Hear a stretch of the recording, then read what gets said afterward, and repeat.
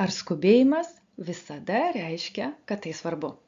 Psichologai pastebi, kad dažnai supainiojame skubumą su svarba. Vadinamasis toks atsiranda skubos pastas, kuris verčia mus reaguoti į tai, kas šaukia garsiausiai, bet nebūtinai sukuria vertę.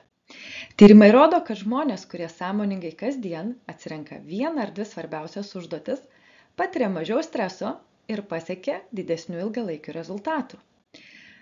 Svarbus darbai dažniausiai yra tie, kurie nesuteikia greito pasitenkinimo, bet sukuria pamatus ateičiai – santykiuose, karjeroje ar sveikatoje. Kai pradedame planuoti ne pagal skubą, o pagal prasmę, atsiranda daugiau aiškumo, ramybės ir kontrolės jausmo. Prioritetai – tai krypties, o ne greičio klausimas. Tai yra tas pats, kaip sodinti medžius. Ne šiandieninis derlius, o ateities miškas.